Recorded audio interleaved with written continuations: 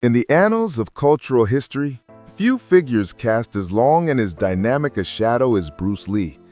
Born into a world of performance and tradition, he transcended the boundaries of martial arts, film, and philosophy to become a global symbol of resilience, innovation, and human potential. His life was a whirlwind of achievement, marked by groundbreaking films, revolutionary training methods, and a worldview that challenged societal norms. Yet, it was his untimely death at the age of 32 that cemented his mythic status, leaving behind a legacy shrouded in mystery, admiration, and endless speculation. 52 years after his passing, in what would have been a routine act of preservation, the opening of his tomb at Lakeview Cemetery in Seattle unveiled discoveries that reignited worldwide fascination. This event, blending reverence with revelation, not only honored the man, but also peeled back layers of time to expose the profound personal artifacts that spoke to his essence. Bruce Lee's story is one of constant evolution, from a street-smart youth in Hong Kong to a trailblazing icon in Hollywood. His philosophy, encapsulated in phrases like "be like water," encouraged adaptability and self-discovery, influencing generations far beyond the dojo or the silver screen. In reformulating this narrative, we delve deeper into the facets of his life, his formative years, his battles against prejudice, his cinematic triumphs, and the poignant circumstances of his death and burial. We'll explore how his social activism subtly wove through his actions, how his fitness innovations predated modern trends, and how his final resting place became a pilgrimage site. Culminating in the recent maintenance that led to astonishing finds, this account aims to honor Lee's spirit by expanding on the known and the speculated, weaving historical fact with the emotional resonance of his enduring impact. As we journey through this retelling, it's essential to remember that Bruce Lee was more than a fighter or an actor. He was a thinker, a teacher, and a bridge between cultures.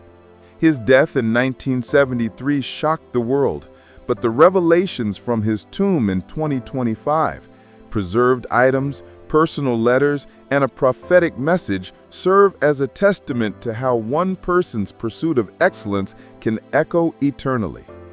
This expanded exploration seeks to capture the fullness of his narrative, inviting reflection on what it means to live a life worth remembering. In the pages that follow, we'll unpack each chapter of his existence, drawing on verified historical details while embracing the dramatic flair of the tomb's opening. Prepare to immerse yourself in the legend of Bruce Lee, where fact meets inspiration and the past converses with the present. The origins, a life forged in two worlds. Bruce Lee's beginnings were as nomadic and vibrant as his later career. Born on November 27, 1940, in San Francisco's Chinatown during his father's tour with the Chinese opera troupe, he was given the name Li Junfan, which poetically translates to "return again." This moniker proved prophetic, as Lee's life was characterized by cycles of departure and return, innovation and reinvention. His father, Li Hoi Chuen, was a renowned Cantonese opera star, and his mother, Grace Ho, came from an affluent Eurasian family with ties to Hong Kong's elite. This blend of artistic heritage and privilege set the stage for a childhood that was anything but ordinary.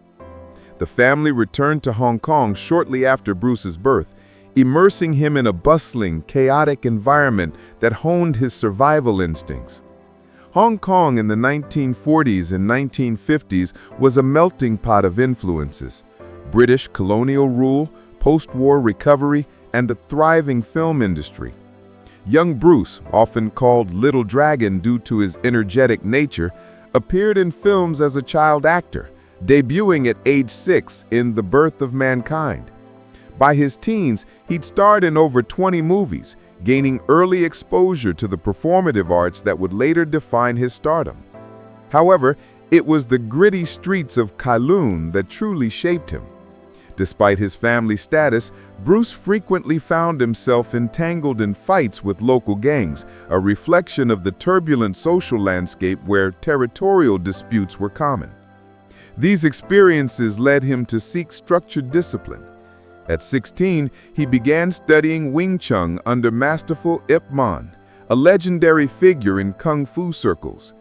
Ip Man's teachings emphasized efficiency, directness, and practicality, principles that resonated deeply with Bruce. Wing Chun, with its focus on close-quarter combat and rapid strikes, suited his compact build. He stood at 5'7" and weighed around 135 pounds at his peak. But Ip Man imparted more than techniques. He instilled a philosophical foundation, drawing from Taoism and Buddhism that encouraged harmony between body and mind. Bruce absorbed these lessons voraciously, practicing relentlessly and even incorporating elements from Western boxing, which he studied through books and observation. His time in Hong Kong wasn't without controversy.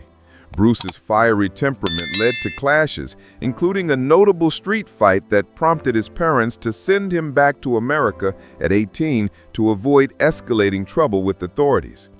With $100 in his pocket, he arrived in San Francisco before settling in Seattle, where he enrolled at the University of Washington to study philosophy. This period marked a pivotal shift, from a rebellious teen to a thoughtful innovator. Philosophy classes exposed him to thinkers like Lao Tzu, Krishnamurti, and Western existentialists, fueling his evolving worldview. He began teaching martial arts informally, blending Wing Chun with influences from judo, karate, and fencing, a precursor to his hybrid style, Jeet Kune, the way of the intercepting fist. In Seattle, his first formal school, the Junfan Gun Fu Institute, broke conventions. At a time when martial arts were often guarded secrets, passed only within ethnic communities, Bruce welcomed all students regardless of race or background. His initial pupil, Jesse Glover, an African-American, exemplified this inclusivity. It was here he met Linda Emery, a cheerleader and fellow student whom he married in 1964 after a whirlwind romance. Their union produced 2 children, Brandon in 1965 and Shannon in 1969. Linda's support was crucial during lean years, as Bruce balanced teaching, acting gigs, and his relentless self-improvement. Expanding on his early influences, Bruce's exposure to diverse cultures fostered a unique perspective. He read voraciously. His library boasted over 2,500 books on topics from Eastern mysticism to Western psychology. This intellectual curiosity manifested in his training logs, where he meticulously documented workouts, dietary experiments, and meditative practices. For instance, he pioneered circuit training, combining isometric exercises with cardio long before it became mainstream. His body, sculpted to perfection with the body fat percentage under 1%, was a testament to his discipline. Daily routines included thousands of punches, kicks, and abdominal crunches. As Bruce's reputation grew, so did opportunities. A demonstration at the 1964 Long Beach International Karate Championships caught the eye of producer William Dozier, leading to his role as Kato in The Green Hornet, 1966 to 1967. Though the show lasted only 1 season, Kato's acrobatic fights stole the spotlight, earning Bruce fans and highlighting Hollywood's racial biases. Asians were often relegated to sidekick roles. Frustrated, Bruce returned to Hong Kong in 1971, where director Raymond Chow offered him starring roles. Films like The Big Boss, 1971, and Fist of Fury, 1972, shattered box office records, portraying Bruce as a heroic avenger against oppression, resonating with audiences amid rising Asian nationalism. Enter the Dragon, 1973, his Hollywood breakthrough, blended espionage with martial arts spectacle, grossing over $400 million adjusted for inflation. Bruce's on-screen charisma, Fluid movements, intense stares, and signature yells redefined action cinema. Yet, behind the glamour, he faced immense pressure, grueling schedules, injuries, and the weight of cultural representation. His philosophy evolved too. Kune rejected rigid styles, advocating using no way as way, having no limitation as limitation. This adaptability extended to life, urging followers to transcend boundaries.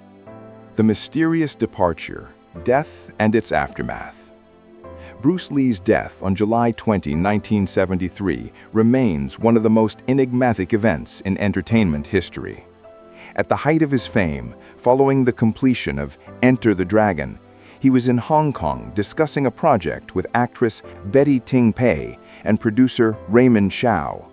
That afternoon, at Ting Pei's apartment, Bruce complained of a headache and took Equagesic, a painkiller containing aspirin and meprobamate. He lay down to rest but never awoke. Rushed to Queen Elizabeth Hospital, he was pronounced dead from cerebral edema, swelling of the brain, possibly triggered by an allergic reaction or heat exhaustion from his intense lifestyle.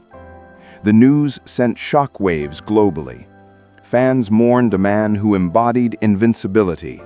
Conspiracy theories proliferated, from triad assassinations to a family curse linked to his brother's early death. An autopsy confirmed no foul play, but the lack of transparency fueled rumors. Bruce's body was flown to Seattle for burial, a decision by Linda that honored their shared life there over Hong Kong's clamor.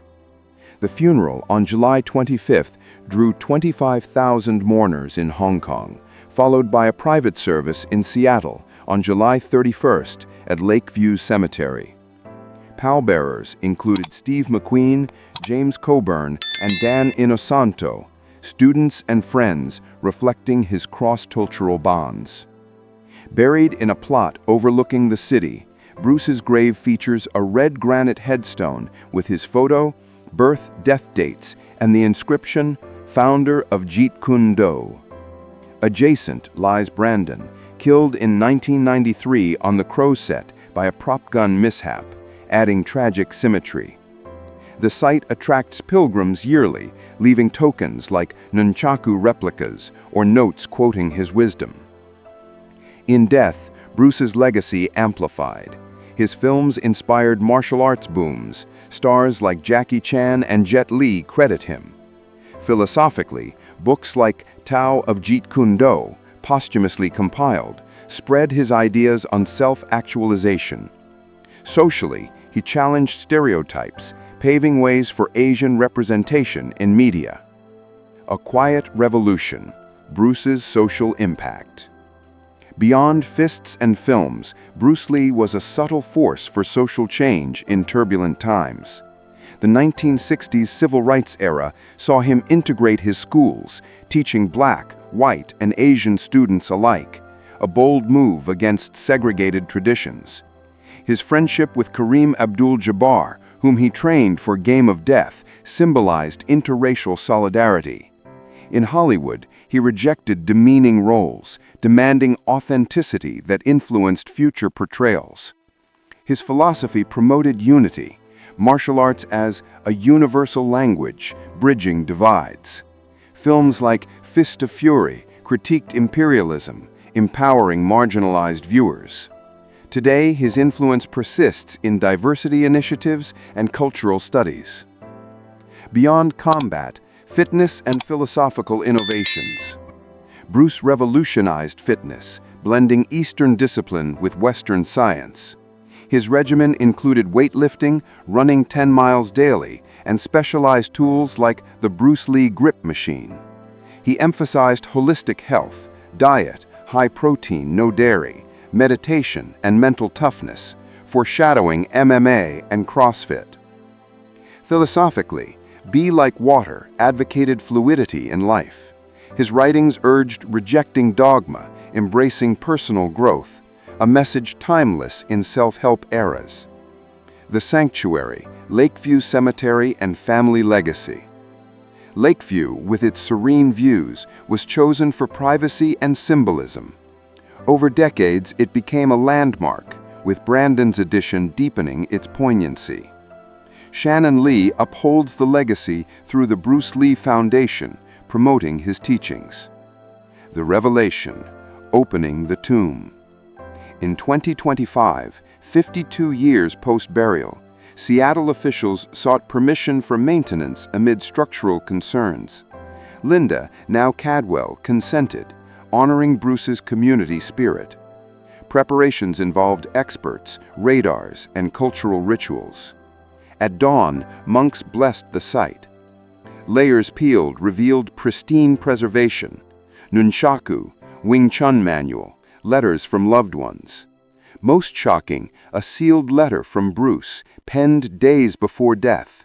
A manifesto urging successors to forge their paths, embodying "Empty your cup." Eternal echoes, a legacy preserved. These finds affirm Bruce's immortality. His life, defying odds, inspiring millions, ripples on. Shannon noted, "It shocked the world, proving purpose endures." Bruce Lee remains a beacon, his tomb a portal to timeless wisdom.